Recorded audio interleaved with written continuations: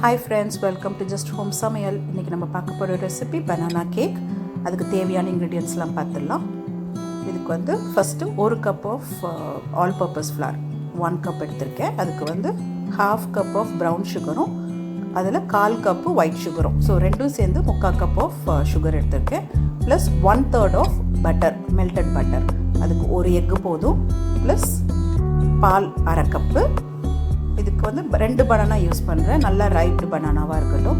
கொஞ்சோண்டு vanilla essence, அப்புறம் baking powder and baking soda. So இதுக்கு வேண்டிய இன்க்ரீடியன்ட்ஸ்லாம் இவ்வளோ தான். இப்போ எப்படி பண்ணுறதுன்னு பார்க்கலாம்.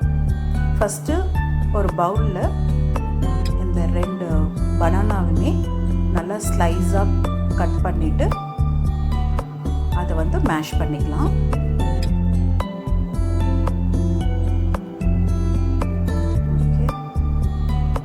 ஸோ உங்களுக்கு பனானா ஃப்ளேவர் பிடிக்கணும், இன்னும் கூட கொஞ்சம் ஜாஸ்தியாக போட்டுக்கலாம்.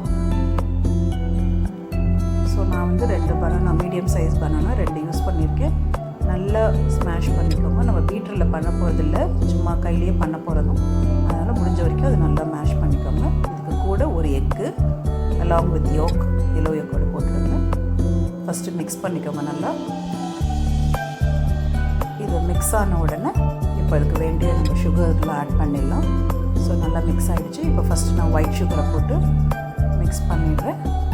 கூடயே ப்ரௌன் சுகரையும் போட்டு நல்லா ஒரு க்ரீமி கன்சிஸ்டன்சி வர வரைக்கும் நல்லா மிக்ஸ் பண்ணிக்கலாம்.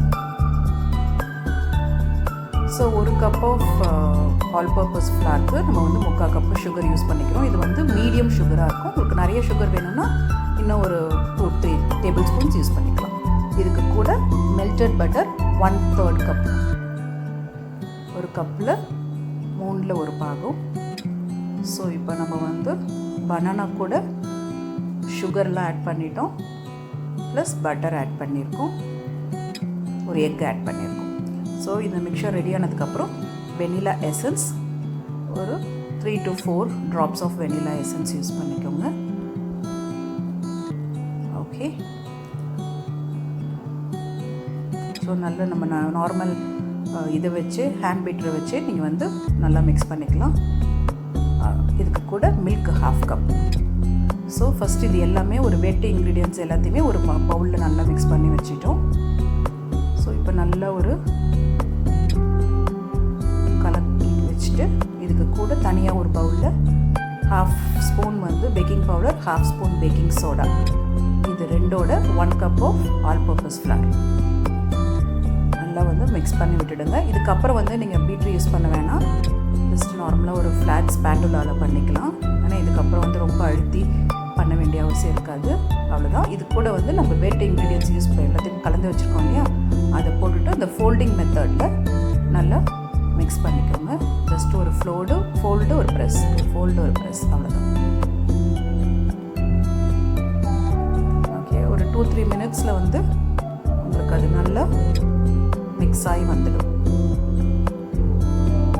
ஓகே, இப்போ ரெடி ஆகியாச்சு.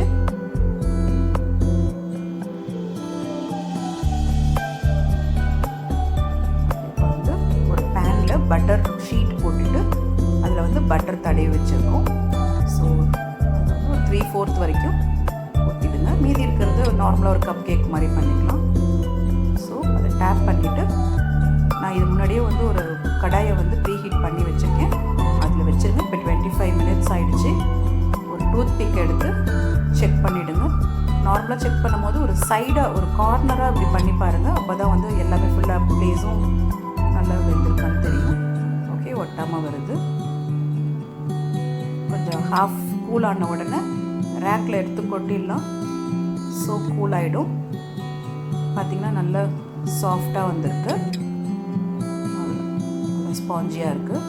அந்த ஷீட் அதுலேயே ஒட்டியிருக்கு. Okay, fine, that's it. So our banana cake is ready. நல்ல ஸ்பஞ்சியாக இருக்கும்.